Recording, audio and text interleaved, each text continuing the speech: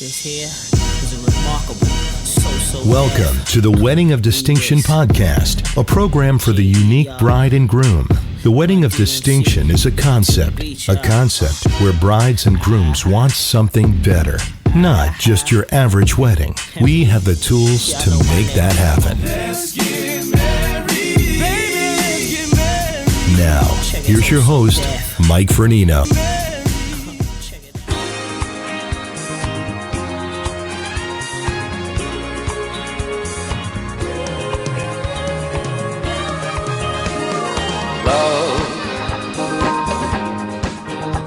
Exciting and new. Come aboard. We're expecting you and love. Life's sweetest reward.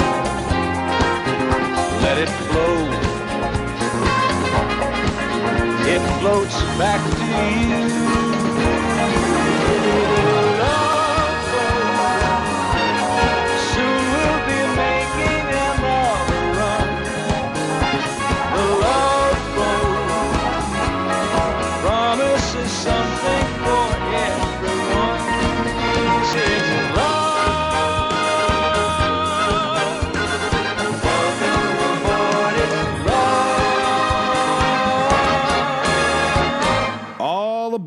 Pull up anchor and let's set sail.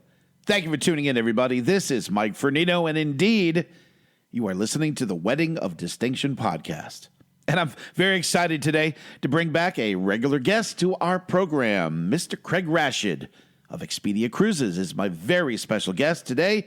And, of course, we're talking cruising for your honeymoon. Craig has 35 years of experience, and he's sailed over 100 times on just about every cruise line you can imagine to ports of call all around the world. Craig gives us some of his time and expertise to discuss why going on a cruise for your honeymoon could be the right choice for you, but also why you don't want to go it alone by booking off of a website. Having a seasoned professional cruise agent could be the difference between sailing and sinking. Come aboard. We're expecting you. The Love Boat soon will be making another run. Today, on the Wedding of Distinction podcast.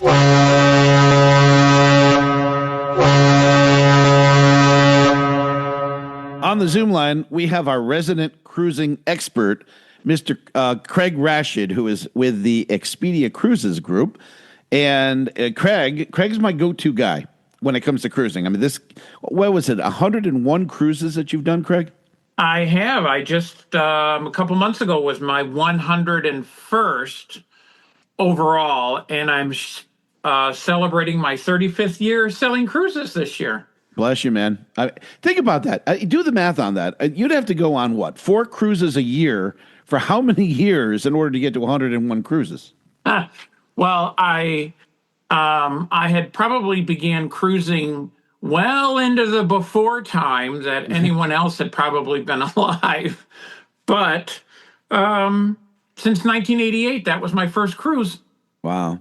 Obviously, you enjoy them because you keep going back for more, and you've made your life into helping people get the right cruise.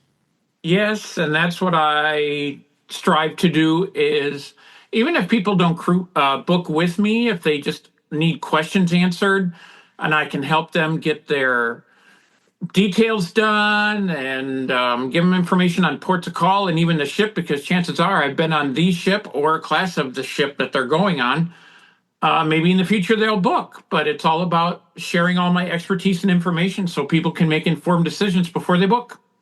Right, and that's what this podcast is for, specifically for our couples getting married. And that's what we're going to talk about today is cruising for your honeymoon in 2026 and 2027. And we're going to talk about all the latest and the greatest. So what's new in the world of cruising? Well, the biggest news, of course, is all the new ships that are coming out. They seem to be multiplying quickly. MSC is becoming a very big competitor in the market because they're coming out with their additional ships of their world class. And that includes the Europa. The World America is now in Miami, but now they're building, almost finished with World Asia. Then they're going to build World Atlantic. And then once World Atlantic is finished, they're going to bring that ship to Port Canaveral. So then there'll be 2 world-class sailings from Florida during the winter months. Carnival just announced their latest Excel class, Tropical. That ship's going to sail from Galveston. And so that'll put the Jubilee in the Galveston there. And then, of course, Royal is coming out with their umpteenth Icon class. So the Legend of the Seas is the 3rd Icon. That's going to be coming out in a few weeks, actually. Just did its sea trials. So that's Icon 3. Then Icon 4 is called Hero of the Seas. And that one will be home-based in Miami for 7-night alternating Eastern and Western Caribbean cruises. And then the Icon itself is going to move to Galveston when the Hero comes into service, and then there'll be an Icon over in Galveston for everybody. Right. So, and NCL, can't forget NCL. They're building a bunch of their Viva or their Prima class ships, and they just came out with the Luna, and now they're in the process of building their largest ship called the Norwegian Aura, and then they're going to be building some monster ships in the future too. So apparently big is in right now with just basically a water park and an amusement park and a resort on the sea. Yes, it's turning out that the ships are more of the destination now than the actual ports of call. But I also am finding that all of the honeymoon groups that I'm doing, a lot of people are choosing, especially with Princess, they're choosing to get married on board ship by the captain, usually at sea, and then they use the ports of call and the rest of the cruise as their honeymoon. And then they bring, I get a group rate for everybody, and then they spread it out to the rest of the wedding party and anyone else who wants to go, and then they book into the group, and they're all sharing a good price point. So it's turning out to be a much less expensive option to get married and do a honeymoon on a cruise than it would be, having to cater food and get a venue and get a band and all the prep that comes with it and flowers and all of that. So it's a big, big booming business for getting married on board a ship. Right. So let's talk about the ports that are most popular to leave from, East Coast, Gulf, and then on the Pacific side. Okay, we've got New York. You can sail from Manhattan, Brooklyn, or Cape Liberty in New Jersey. And then Baltimore and Norwegian just began sailing out of Philadelphia again after a number of years being absent. And then coming down Charleston used to be a port that could be sailed from, but it's so tiny. Usually Carnival was the only one that sailed from that port. So there's not a lot of other options. But then you get into the big Florida market where you'll have Orlando, which is Port Canaveral. Then you'll have Miami and Fort Lauderdale. And then on the opposite coast, you'll have Tampa. And then going up into Louisiana for New Orleans, which is a fantastic port to sail from. And then you have Galveston. So those are the major ports along the East Coast and into the Gulf that people can sail from. And then we can't forget about the West Coast with LA, San Diego, San Francisco. Going to do Alaska. You'll do Seattle or Vancouver or Whittier up in the north. So pretty much a drivable type area now where a lot of people, with everything going on, they may not be able to afford airfares. So there could be driving to the port instead. Mm-hmm. Okay, so let's talk some of the most popular destinations for honeymooners. What are you seeing, and what do you recommend, Craig?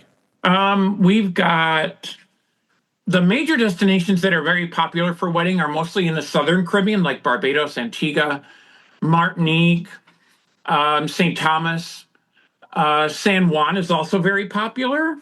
A lot of people have a lot of pictures taken of their wedding party. I'm in Old San Juan on the cobblestone streets. And then a lot of people get their pictures taken, or they'll get their wedding done on a beach in a private island, such as, Royal's got, Labadee, they haven't been calling at in quite a while. That's off the coast of Haiti. But they have Coco Cay. Royal now has the Royal Beach Club on Paradise Island in the Bahamas, which is near Nassau. Then they just opened one in Santorini in Greece.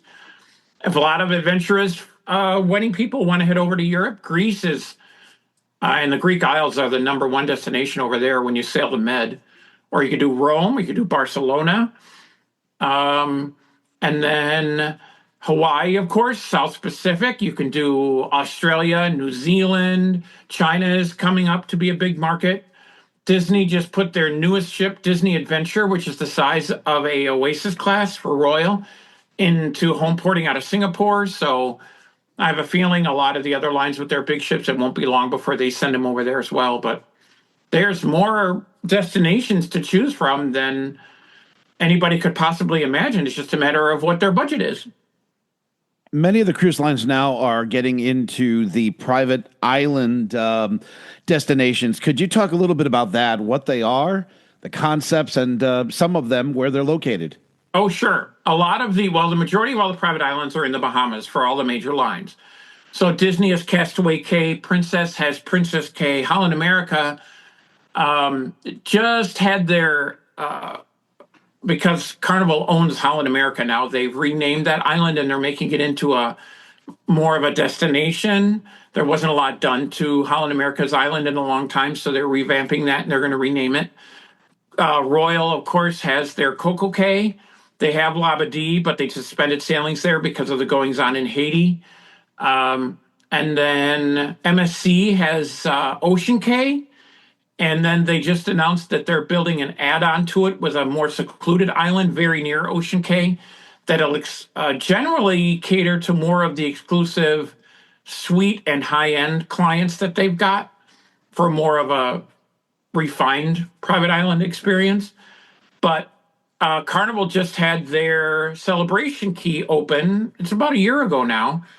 And then Disney opened a second private island. And then I believe Margaritaville is going to be building their own near Grand Bahama Island, too. Yeah, I heard all about that. They're getting a new boat, too, I think, next year, correct?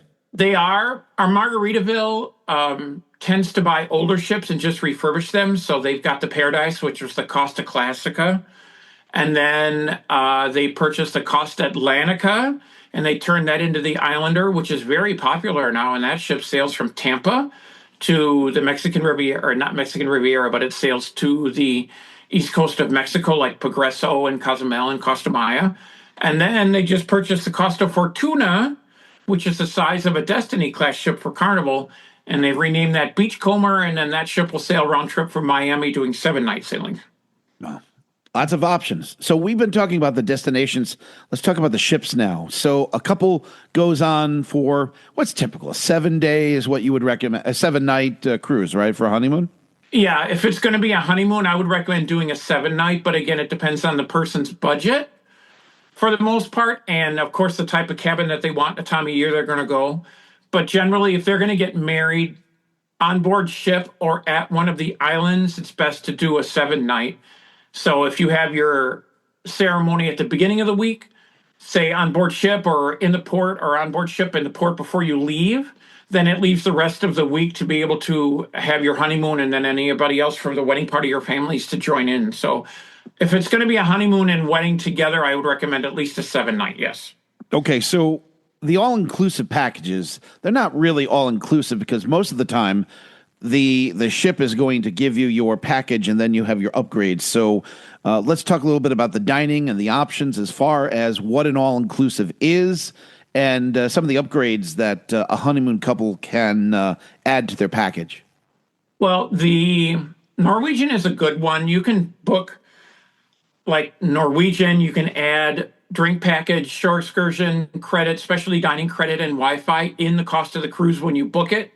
Royal, they don't really have that set up quite yet, where you can add all your drinks and Wi-Fi added. That's always done off of the app or the website after your Royal cruise is booked. But Princess offers it. Like I said, Norwegian.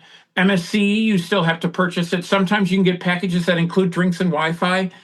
But in a lot of cases, the drink packages are the classic version where you'll get non-alcoholic drinks, sodas, waters, and then generally drinks, maybe alcoholic drinks, maybe up to $12 or $14 in value. But then all of the cruise lines will send you, or you could go on their website or apps, and then they'll have options to be able to upgrade to their premium level. Now with Royal, they generally only have one alcoholic drink package to offer, and that usually runs for a 7-night cruise. It usually runs about $55 a day per person. But every cruise line is different in what they're going to include, so it's very important. Number one, that you use an agent to help you get your honeymoon and wedding or even your cruise booked, because there is so much information out there. It's very easy to get confused, and pricing doesn't necessarily always mean your best price point. That's why you're going to want to use an agent, so people can send out, you can get, I send out my top 3 recommendations, as you know, for your wife's birthday celebration. We talked about a lot of different options before you guys decided on which one you wanted. Mm-hmm. But it's all about getting options and then getting your questions answered before you're going to spend any money to do any of it or do any upgrades to it. I would tell people you don't want to try to go it alone, especially for your honeymoon, because, you just hit on that. I mean, the agent, you're dealing with hundreds and hundreds of different cruises. You're going to be able to get specials that, let's say somebody all by themselves, they go to the website, they can't get the same perks that, let's say, an agent of your caliber and stature can get, right? Right. And I believe that when we did your group or any other group, especially with Royal, if I have what's called group space, which is where we go in and we block off a number of cabins on the ship, and then in return, the cruise line says, okay, we'll give you this many cabins, but we'll give it to you at this price, but we need to have you sell 8 cabins before we'll give you any more. But with my Royal group allotment, it's usually a better deal, a better price point. But then you can book my group rates with a reduced initial deposit of just $25 a person, as long as I get names and dates of birth. Then in some cases, or most cases, your second deposit would come due 30 days afterward, and then final is normal. But the biggest thing is with my Royal group pricing, the deposits are refundable up to 48 hours prior to your final payment, where a lot of cruise lines just offer non-refundable deposits now. So I always give options about group pricing, which I think is what we did with your birthday group as well, because we're doing Royal for that. Yeah, so... And it takes advantage. A lot of people can take advantage of that. So yeah, I was just going to highlight on that. So Craig's not just my expert for the podcast here. He's my cruise guy. So tried to put a surprise. It didn't work that way. So put together a cruise for my sweetheart's birthday, and actually bringing 18 yes. of her family and friends. So we were able to get a group together, and then contacted Craig. It was so darn easy. He got us all set and reserved into the different suites and the different rooms and the categories and everything. And, it is absolutely worth going through an agent, because there's a lot of confusing things. And so now the next part I want to hit on with the restaurants, because when you get onto the boat, you've got the buffet, you've got their main dining hall, and maybe some places like the burger, the hot dog place, the pizza place. But there's also specialty dining. If you could speak to that, Craig. Yes. All the cruise lines, all the ships have their own specialty dining venues, which is an extra cost. And generally you can pre-book those on the cruise line's app or website, where specialty dining is just what it is. It's a enhanced and higher experience dining option, where a lot of them are offering Mexican options or Italian or steak, sushi, anything you can possibly want, or, Samba grills, Mexican. It's all very, very detailed. And especially if you're going to do a wedding or a honeymoon, this also would enhance everyone's experience to be able to do something very special on one night, or even if it's a anniversary or something that you're going to want to celebrate. Then you can enhance your entire experience by booking. You can actually book your entire cruise on some cruise lines with booking specialty dining option the entire week without ever going to the dining room or the buffet. You can dine in a different dining room and a different specialty dining option almost every day of the week, depending on how big the ship is.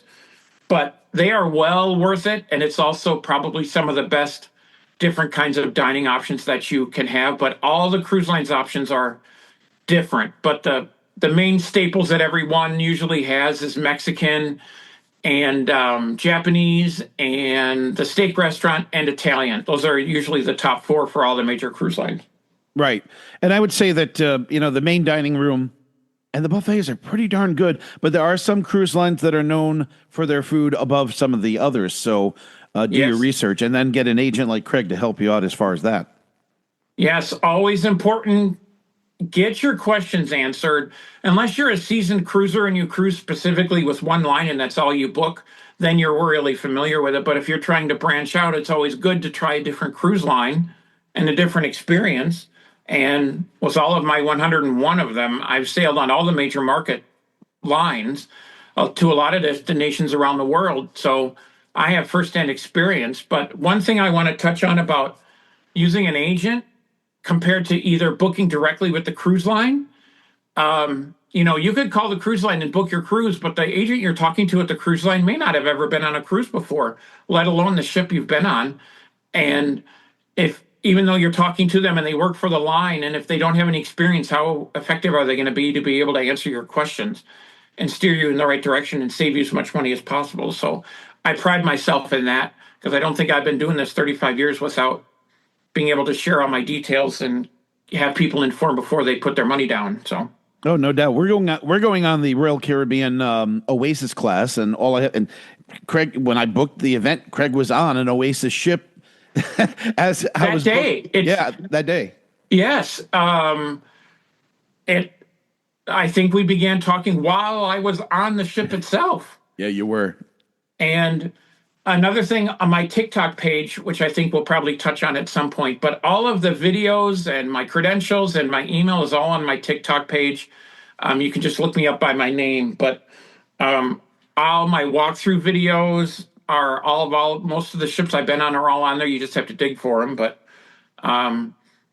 it's a well-tuned, and I go live quite often, as Mr. Mike knows. I go live quite a bit. So you do, and it's very, very helpful. Let's briefly touch on the time of year for sailing. So, for example, Alaska, there is a corridor for a trip to Alaska, and there's off season and there's peak season, and you pay for that, the difference. And the same for the Caribbean, the same for some of the other markets. And there are some that are good year round, but there's also weather and hurricanes and things like that.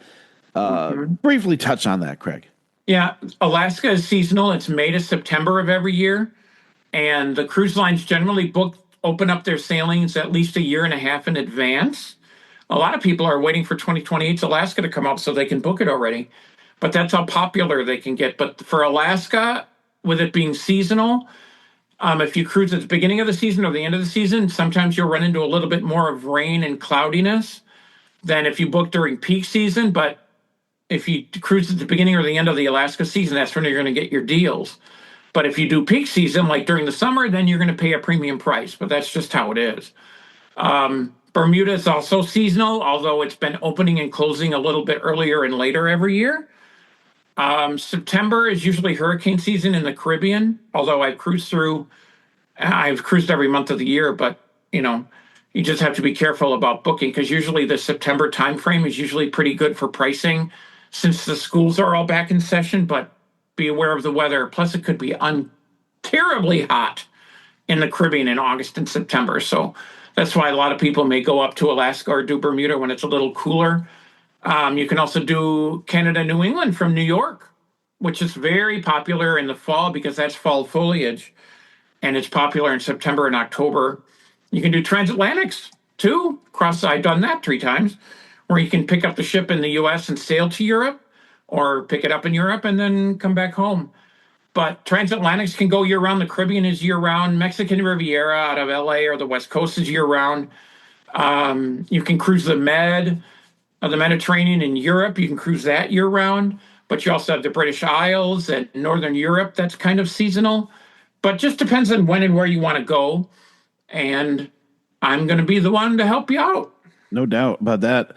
I did see some TikToks where people were leaving out of New York in January, and the entire top side of the boat was maybe 6-7 inches of snow that the crew were trying to clear off. So maybe not leaving New York in the middle of the winter. Yeah, and generally the weather or the water could be a little rockier, But a lot of the ships that sail from New York in the winter months sometimes will go into the deep Caribbean, like 10 and 11 nights from New York. Just be aware that it could be. And that's when that big, heavy snowstorm went through the East Coast last year or earlier this year. And that's where everybody was putting out pictures and the crew was shoveling the snow. But still, you're on a cruise, even if I know some ships were actually still kept in New York because they closed the port because of the storm. Right. And the people were still on the ships, but you're still on a ship. So maybe you don't go anywhere, but at least it's very rare that cruise lines will cancel any sailing at all, unless it's mechanical or something to do with that. But if it's weather related, they'll usually still sail, but maybe they'll alter the itinerary. Right. Really quickly, hit on the shows, too, because you're talking about being on the ship. Like on the Oasis class, I mean, don't they have Broadway shows? I think Cats is playing on Oasis of the Seas, and then you've got the water show, and you've got the ice rink, and hit on that real quick. Yes. So that's the big thing with Royal, is that they have other ships from the Voyager class on all the way up. They all have the Studio B ice rink, even though on the Icons it's been renamed Absolute Zero. But you can go to production shows in their ice rinks. You can go to their aqua theaters for a show. You can go to the main theater, and all the ships have a different main theater show through, depending on what ship you're on. So a lot of people, they do back-to-backs. If the ship is doing an Eastern one week, an Eastern Caribbean one week, and then it does Western Caribbean, they'll combine the sailings and do a back-to-back and do 14 nights. But the entertainment may not be different depending on your itinerary. But it's the ship that'll offer you different options, like the new Legend of the Seas that's coming out. That ship's main production show is Willy Wonka and the Chocolate Factory. Fantastic. With brides changing their name after the wedding, any issues with passports when you're going to different international ports of call? One thing you want to keep in mind is if your wedding is like the day before your cruise or even a couple weeks before your cruise, if they're not going to have their name changed on their documents before they sail and it's still their maiden name, it's best for them to bring the certified copy of the marriage certificate. So, and vice versa. If they are in their married name, but their passport says their maiden name, you still need to bring a certified copy of the marriage certificate to confirm the identity. Otherwise, there might be complications. So always just take a copy of it anyway, depending on when you're going to get married. If it's been a year since then, people probably have time to get their documents updated. But if it's fairly close, just make sure that you're getting all your documents ready. And that's where you want to use an agent to make sure you've got everything in line. All right, for the listeners of the program, they're intrigued with everything that you know. You are like the knowledgeable guru of cruising. How can they get in contact with you, Craig, and have you take care of putting together a fabulous honeymoon cruise package for them? The biggest thing, you can reach me through email, which is my first initial last name. So it's CRAS like Sam, HID like David, at ExpediaCruises.com. Email is always best. But like I said, go to my TikTok page. Just look up my name. My TikTok page is named Craig's Cruise Corner. And all of my credentials are in my bio. My email address is in there. And then I've got videos of specials and new ships coming out. And you can see my walkthroughs that I did on different ships. So always go check and follow me on TikTok, and then you'll be able to pop in on my lives. And that's where I talk to everybody about I can give live quotes while we're on the line. So that's really the best way to get a hold of me is email and then pop in on my TikToks, and you can contact me during the live and I can get your quotes as well. Right. I will concur that Craig's lives are always fun and interesting and loaded with great resources for cruising. So I'm going to put your information. If you look at the show notes, this is for the listeners now, look in the show notes, everything that you need to get in contact with Craig will be right there. So Craig, as always, thank you so much for all of your contributions to this program. I appreciate you're tapping into your knowledge. I mean, my head hurts listening, but man, you know what you're talking about. That's why everybody knows what they're kind of built for, and this is what I'm built for. So I look forward to helping anybody out that needs it. It's always good to talk to you. Thank you, Craig. And all right. We're going to set sail now. I hope you have smooth waters ahead of you, sir. All right. Thank you. We'll see you later. We hope you are enjoying the podcast.